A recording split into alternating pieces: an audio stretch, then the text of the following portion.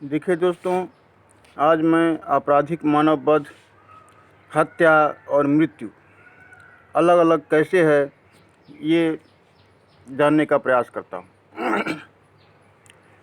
आपराधिक मानववध करना, हत्या करना और मृत्यु कारित करना तीनों अलग अलग सेक्शन में आते हैं और अलग तरह के कई टाइप के दिखाए गए हैं कि ये आपराधिक मानववध है, ये हत्या है, ये मृत्यु है। ये नहीं है कि आपराधिक मानववध एक ही सेक्शन में 299 में दिया गया है, और ये भी नहीं है कि हत्या भी सिर्फ 300 में ही दिया गया है। हत्या के अलग अलग प्रकार अलग अलग धारा में भी वर्णित किए गए हैं। आपराधिक मानववध की परिभाषा सेक्शन 299 एक स्वतंत्र धारा है, लेकिन आपराधिक मानववध उतने ही नहीं है, बल्कि आपराधिक मानववध कुछ प्रकार के धारा 300 के अपवाद तथा धारा 301 में भी दिया गया है। यह बात सही है कि धारा 299 तथा धारा 300 का अंतर केवल धारा 300 के अपवाद के अनुसार है, या धारा 300 का 5 अपवाद ही आपराधिक मानववध की परिभाषा है, ये कहना गलत है। बल्कि बात यह है कि 299 का इंग्रेडिएंट्स स्वयं में आपराधिक मानववध को परिभाषित करता है, तथा धारा 300 का 5 अपवाद ये कहता है कि इन 5 तरह की हत्या यदि कोई करता है तो वह हत्या नहीं बल्कि आपराधिक मानववध कहा जाएगा, क्योंकि हर हत्या में आपराधिक मानववध होता है, लेकिन हर आपराधिक मानववध में हत्या नहीं होता। अतः इस 5 अपवाद से अलग ढंग से किया गया है, अलग ढंग से किया गया आपराधिक मानववध हत्या होगी।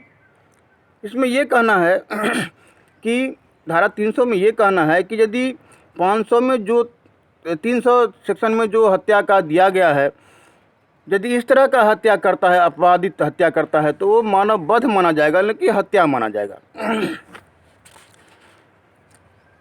यदि वह कहता है कि the act by which the death is caused is done without the intention of causing death, पहला में है, और सेकेंडली कह रहा है, दूसरा है कि if it is done with the intention of causing such bodily injury as the offender knows to be likely to cause the death of the person to whom the harm is caused.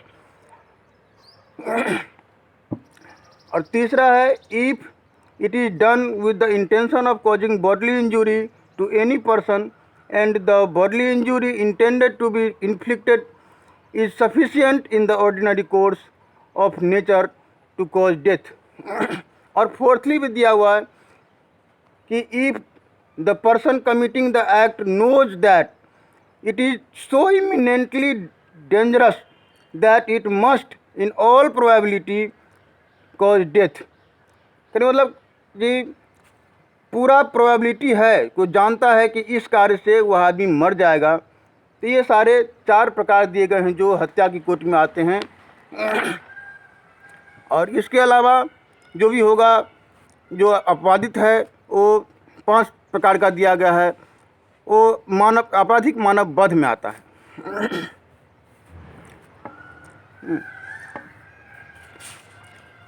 अब देखिए, फिर इससे आगे धारा 301 है। धारा 301 में दिया गया जो है वह स्वयं पूर्ण रूप से एक प्रकार के आपराधिक मानववध को परिभाषित करती है। The culpable homicide by causing death of person other than that person whose death was intended। मतलब जिस व्यक्ति को मारने के लिए वह विदा चला था या मारने का प्रयास किया कि हमको उसको मारना है, उसके बदले धोखे से कोई दूसरा व्यक्ति मर जाता है जिसको उसको मारने का न कोई इंटेंशन था, न कोई नॉलेज था उसके बारे में, कोई दूसरा मर रहा है, तो उस स्थिति में बिना इंटेंशन, बिना नॉलेज के यदि मारता है किसी को, और जिसको मारना था उसके बदले में दूसरा मरता है, तो ये भी आपराधिक मानव वध की कोटि में आता है, जो सेक्शन 301 वर्णित करता है। अब बात यह है कि धारा 300 और 299 में ज़्यादा फर्क तो बनाने वाले ने ही नहीं किया है, लगभग दोनों को बराबर ही लिख दिया गया है। फिर इसका डिफरेंस कैसे करेंगे, इसका मेन बात आता है जो उसका उदाहरण दिया गया है। आपराधिक मानव वध में साफ दिया गया, जबकि आपराधिक मानव वध 3 कोटि में हो सकता है, ऐसा कहा गया है। जो कहा गया है, जो कोई मृत्यु कारित करने के आशय से या ऐसी शारीरिक क्षति कारित करने के आशय से जिससे मृत्यु कारित हो जाना संभाव्य हो, या यह ज्ञान रखते हुए कि यह संभाव्य है कि वह उस कार्य से मृत्यु कारित कर दे, कोई कार्य करके मृत्यु कारित कर देता है, तो वह आपराधिक मानव वध करता है। कहने का मतलब ये है कि एक तो है कि मृत्यु कारित करने के आशय से कोई ऐसा कार्य करता है और मृत्यु कारित कर देता है, तो आपराधिक मानव वध है। कोई ऐसा कार्य करता है। दूसरा है कि कोई ऐसी शारीरिक क्षति शारीरिक क्षति कारित करने के आशय से कोई कार्य करता है और मृत्यु कारित हो जाता है, पूरा है कि उसे मृत्यु कारित हो जाएगा संभावना है, तो वो भी आपराधिक मानव वध होता है। तीसरा है कि यह ज्ञान रखते हुए कि वह यह संभाव्य है कि वह उस कार्य से मृत्यु कारित कर दे और कोई मृत्यु कारित कर देता है, तो वह आपराधिक मानव वध होता है। 3 तरीके से आपराधिक मानव वध का इसमें चर्चा है, और उदाहरण से स्पष्ट हो जाता है कि आपराधिक मानव वध जो है, सीधा लगता है, देखने में ही लगता है कि डायरेक्ट कोई उसको हत्या नहीं कर रहा है, किसी को हत्या नहीं कर रहा है, बल्कि एक षड्यंत्र के तरह, षड्यंत्र के तौर पर उसकी हत्या करने में वो शामिल है कि उसका हत्या हो जाए। जैसे कि उदाहरण है कि को एक गड्ढे पर लकड़ियाँ और घास इस आशय से बिछाता है कि तद्वारा मृत्यु कारित करे, या यह ज्ञान रखते हुए बिछाता है कि संभाव्य है कि तद्वारा मृत्यु कारित हो, और जो एक दूसरा व्यक्ति है वह विश्वास करते हुए कि वह भूमि समतल है, सुदृढ़ है, उस पर चलने में कोई दिक्कत नहीं है, और वह बेचारा चलता है और गिर कर मर जाता है, तो इस स्थिति में कौन ने आपराधिक मानव वध किया है?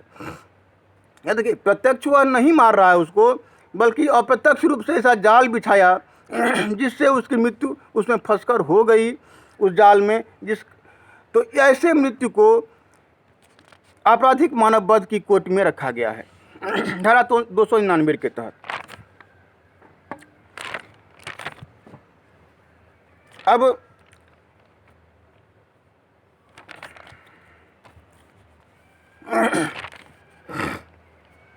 अब देखें थोड़ा एक बात कि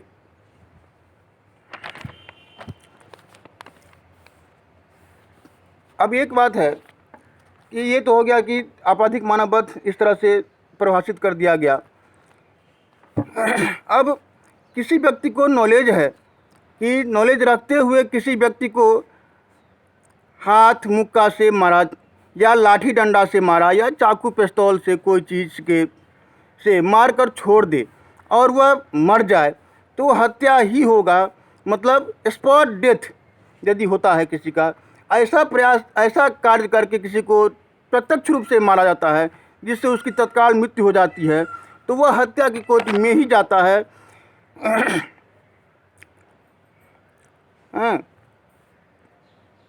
पर यदि वह किसी प्रकार से उस समय बच गया तथा 2, 4, 5 दिन, 1 दिन इलाज करने के बाद भी नहीं बचता और मर जाता है, तो वह निश्चय ही धारा 299 के एक्सप्लेनेशन 2 के अनुसार आपराधिक मानव वध की कोटि में आता है, जिसमें कहा गया है कि जहाँ की शारीरिक क्षति से मृत्यु कारित की गई हो, वहाँ जिस व्यक्ति ने ऐसी शारीरिक क्षति कारित की हो, उसने वह मृत्यु कारित की है यह समझा जाएगा, यद्यपि उचित उपचार और कौशलपूर्ण चिकित्सा करने से वह रोकी जा सकती थी। तो यहाँ स्पष्ट है कि शारीरिक क्षति से मृत्यु कारित होती है, लेकिन ऐसा है कि यदि उसको उपचार किया जाता, ऐसी स्थिति में वो था, यदि उसका उचित उपचार होता या हो रहा था और अच्छा उपचार मिलता तो वह आदमी बच सकता था, लेकिन उचित उपचार नहीं होने के कारण उसकी मृत्यु हो गई। उस स्थिति में यह आपराधिक मानव वध की कोटि में ही आता है, हत्या की कोटि में नहीं आता। कुछ ऐसे भी सर्कमस्टांसेस होते हैं जिस तरह की मृत्यु कारित करने के बाद भी न वह मारने के इंटेंशन से किया जाता है, न यह ज्ञान रखते हुए किया जाता है कि इस कार्य से वह मृत्यु को प्राप्त हो जाएगा और वह मर जाता है। जैसे कोई व्यक्ति किसी के बारे में नहीं जानता है कि उसे छाती में कोई ऑपरेशन ऐसा हुआ है जिस पर यदि चोट मारा जाए तो वो हल्का भी चोट लगे तो वह मर सकता है, और कोई बात पर वह उसे छाती पर एक मुक्का मार देता है और वह मर जाता है। यहाँ मारने वाले को उसके ऑपरेशन के बारे में भी कोई पता नहीं था, न मारने का कोई इरादा था उसको। इसमें न आपराधिक मानव वध होगा न हत्या होगा, लेकिन मारने वाले का लापरवाही ज़रूर है, क्योंकि यदि वह उसको थोड़ा भी नहीं मारता, हल्का भी चोट नहीं लगाता, तो वह उस व्यक्ति के बारे में बिना जाने मारा और जिसके कारण उसकी मृत्यु हो गई। यदि नहीं मारता तो नहीं मरता, वह जिंदा ही रहता, अर्थात उसी आदमी के कारण, उसी चोट के कारण उसकी मृत्यु हो गई है, अन्यथा वह जिंदा रहता। यहाँ कुछ लोग अपने YouTube में कहा है कि इसमें हर्ट या ग्रीवियस हर्ट लगेगा, लेकिन यह बात बिल्कुल गलत है। जब आदमी मृत्यु को प्राप्त हो जाता है तो मारने वाले के कारण ही हुआ है, जो यदि तो वह हर्ट कैसे हो सकता है। और मैं यह कहना चाहता हूँ कि यह लापरवाही से किया गया कार्य है जिसके कारण वह उस व्यक्ति की मृत्यु कारित करता है। तो इसके लिए अलग से सेक्शन बना हुआ है, धारा 304A। अब देखेंगे धारा 304A में क्या कह रहा है कि whoever causes the death of any person by doing any rash or negligent act not amounting to culpable homicide shall be punished with imprisonment of either description for a term which may extend to 2 years or with fine or with both। कहने मतलब कोई ऐसा जो negligently कोई कार्य करता है जिससे किसी की मृत्यु हो जाती है, इसमें उसको कोई इंटेंशन नहीं है किसी को मारने का, न कोई नॉलेज है कि इससे वह मर जाएगा, लेकिन ऐसा कोई कार्य धोखे में कहिए, अनजाने में कहिए हो जाता है जिससे कोई व्यक्ति मर जाता है, तो ये उसका लापरवाही तो ही है, जिस लापरवाही कारण उसकी जान चली गई। तो इस स्थिति में धारा 304A लगता है।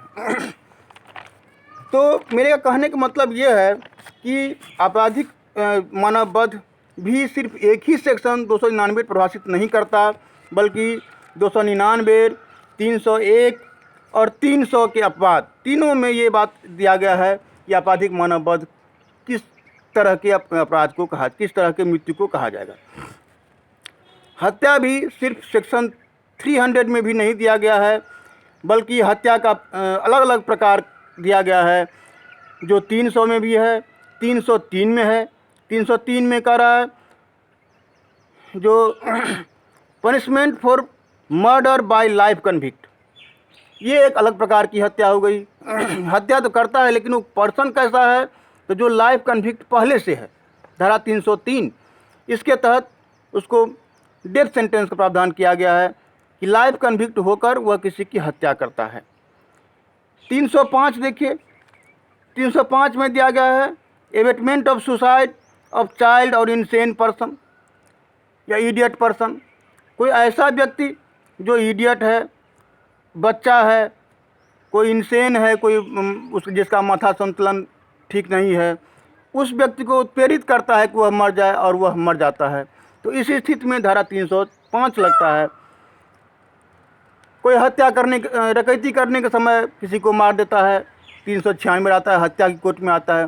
तो भी एक अलग तरह का हत्या का वर्णन किया गया कि डकैती करते हुए किसी को मारता है, तो 396 सेक्शन लगेगा। तो ये सारे कुछ ऐसे चीज़ हैं जो अलग अलग सेक्शनों को, अलग अलग धाराओं को मिलकर ये सारे हत्या या साधारण मृत्यु कारित करना और आपराधिक मानव वध किस किस स्थिति में किस सेक्शन में जाएगा, यह बात अलग अलग रूप से स्पष्ट होता है। अब देखें 300 का अपवाद जान ही रहे हैं कि स्पष्ट है कि या तो ऐसा है कि कोई अचानक किसी को प्रकोपन दिलाता है, अचानक कोई ऐसा बात कहता है जिससे उसको बहुत गुस्सा आ जाता है और वह अपना आपा खो डालता है और उसको ऐसे मारता है, उसको ध्यान भी नहीं देता कि उससे इसकी मृत्यु हो जाएगी या नहीं। उसको तो मारना है कि उसको ऐसा बात कह दिया, उसका अचानक प्रकोप दिला दिया। तो उस स्थिति में यदि कोई किसी को मार देता है तो वह आपराधिक मानव वध की कोटि में आएगा, हत्या नहीं कहलाएगा। ये धारा 300 के अपवाद 1 में कहता है। अब 300 की धारा के अपवाद 2 में आइए। उसमें है कि किसी भी व्यक्ति को राइट ऑफ प्राइवेट डिफेंस मिला हुआ है। अब यदि प्राइवेट डिफेंस का राइट जितना मिला हुआ है उससे ज़्यादा शक्ति का यूज़ करके आप उसको मार डालते हैं, उस समय देखिए ये पता नहीं चलता कि हमको कितना यूज़ करना चाहिए, कितने से ये काम चल जाएगा यूज़ करने का, ये पता नहीं चलता। अब कोई व्यक्ति झगड़ा हो रहा है, उसमें कुछ ज़्यादा यूज हो गया, वो आदमी अचानक मारा गया। अब ऐसे स्थिति में उसको हत्या नहीं कहा गया है कि वो अपना प्राइवेट डिफेंस यूज कर रहा था तो चलो उसको मान, और पूरा बचने की जनरल एक्सेप्शन भी नहीं उसको डाला गया। उस स्थिति में उसको धारा 300 के अपवाद में दिया गया कि यह हत्या नहीं है बल्कि आपराधिक मानव वध है। अब अपवाद 3 में चलिए। सेक्शन 300 के अपवाद 3 क्या कहता है? ऐसा कोई लोक सेवक जो लोक सेवक की हैसियत से अपना काम कर रहा है, एक न्यायपूर्ण तरीके से अपना काम कर रहा है, किसी को अरेस्ट कर रहा है, किसी को अपना कर्तव्य का निर्वहन कर रहा है किसी रूप में, और उससे उस कर्तव्य निर्वहन में कोई शक्ति का कुछ ज़्यादा यूज हो जाता है और उसकी आदमी की मृत्यु हो जाती है, तो उस स्थिति में भी आपराधिक मानव वध लगेगा लेकिन हत्या नहीं लगेगा। ये सेक्शन 300 का अपवाद है। चूँकि हत्या है लेकिन वो उस स्थिति में हत्या नहीं कहा जाएगा, ये सेक्शन का कहना है। न कि ये है कि पांचों जो इसका अपवाद है यह एक आपराधिक मानव वध का परिभाषा दिया गया है, ऐसी बात नहीं है। आपराधिक मानव वध का परिभाषा तो 299 में दे दिया गया, 300 में क्यों देगा? ये हत्या का अपवाद दिया गया है कि हत्या के अपवाद है ये, और ऐसे हत्या का अपवाद को हम आपराधिक मानव वध की कोटि में रखते हैं, न कि हत्या की कोटि में रखते हैं। इसलिए ये कहना कि 299 सेक्शन का परिभाषा 300 में दिया गया है, ये कतई सही नहीं है। अपवाद 4 में कहा गया है, 300 के अपवाद 4 में कि आपराधिक मानव वध हत्या नहीं है यदि वह मानव वध अचानक झगड़ा जनित आवेश की तीव्रता में हुई, अचानक लड़ाई में बिना पूर्व चिंतन के, बिना प्री मेडिटेशन के अपराधी किसी की हत्या कर देता है। तो वैसी स्थिति में भी चूँकि अचानक झगड़ा हुआ है, इसमें कोई पूरा पहले से प्लान नहीं किया गया इसको मारना है, न सोचा था उसको जो उसको मारना है, न उसको कोई नॉलेज था इसके बारे में, अचानक हो गया, इसलिए इसको भी आपराधिक मानव वध कहा गया है, हत्या नहीं कहा गया है। अपवाद 5 को देखिए। आपराधिक मानव वध हत्या नहीं है यदि वह व्यक्ति जिसकी मृत्यु कारित की जाए 18 वर्ष से अधिक आयु के होते हुए अपनी सम्मति से मृत्यु होना सहन करे या मृत्यु की जोखिम उठाए। अब यहाँ भी अब 18 वर्ष का कोई आदमी है और अपना मृत्यु खुद सहन करता है कि हाँ जी मैं, कोई ऐसा कांटेक्ट करता है, कोई ऐसा मान लीजिए बाजी लगाता है, अपने में दोनों विचार करता है कि हाँ जी हम ऐसा मरने के लिए जोखिम उठाने के लिए तैयार हैं। तो कहने का मतलब है कि उसमें अब दोनों को समझ में नहीं आया, जो समझ में आया उस तरह से किया, उसको उतना नॉलेज भी नहीं है कि उसको क्या सही क्या गलत है, अपना दोनों का ऐसा इमोशनल भावना आया कि हाँ जी ऐसा होगा तो मैं मृत्यु सहन करने को तैयार हूँ। तो ऐसी स्थिति में दिया गया कि ये हत्या नहीं होगा, हत्या कहना इसको उचित नहीं है, इसलिए उसको आपराधिक मानव वध की कोटि में रख दिया गया कि ये करना भी नहीं चाहिए ऐसा, तो इसलिए आपराधिक मानव वध हो गया ये। तो ये 5 तरह का अपवाद जो है वो हत्या का अपवाद है, इसलिए आपराधिक मानव वध की कोटि में आया है, न कि 299 का डिफिनेशन ये करता है इसलिए इसको अपवाद में रखा गया है। ऐसी बात नहीं है। किसी सेक्शन का डिफिनीशन किसी दूसरे सेक्शन में रखना कहीं नहीं ऐसा हुआ है। इसलिए ये कहना कि 299 सेक्शन का सारा परिभाषा जो है वो 300 सेक्शन के अपवाद में दिया गया है, ये गलत है।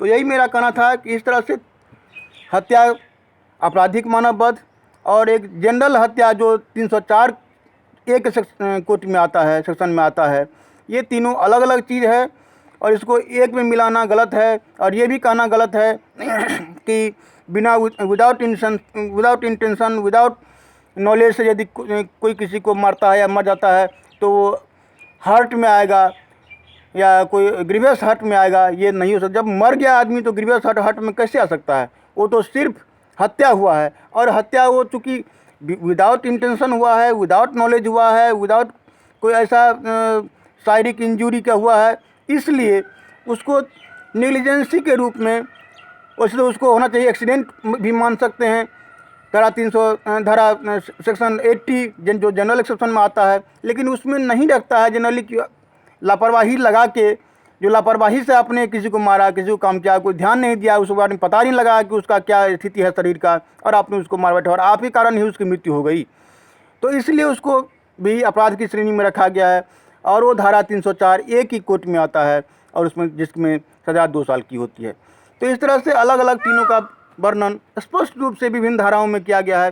सिर्फ ये हत्या और आपराधिक मानव वध को 299 और 300 ही से जोड़ के देखेंगे, ये नहीं है, और आगे भी कई सेक्शन हैं जो अभी हाल में रेप के सेक्शन में भी हत्या मिला दिया गया है कि रेप करते हुए यदि कोई हत्या कर देता है उसकी भी सज़ा डेथ सेंटेंस है। तो ये सब अलग अलग हत्या के प्रकार हो गए। अब सारे हत्या को हम 300 में ही ला कर रख देंगे तो ऐसा नहीं होगा। धन्यवाद दोस्तों। मैं अपना जो मेरा अनुभव है, जो पढ़ने का ज्ञान मुझे है, वो मैंने अपना शेयर किया। यदि इसमें अच्छा लगे तो कमेंट कीजिएगा, लाइक कीजिएगा, सब्सक्राइब कीजिएगा। Thank you.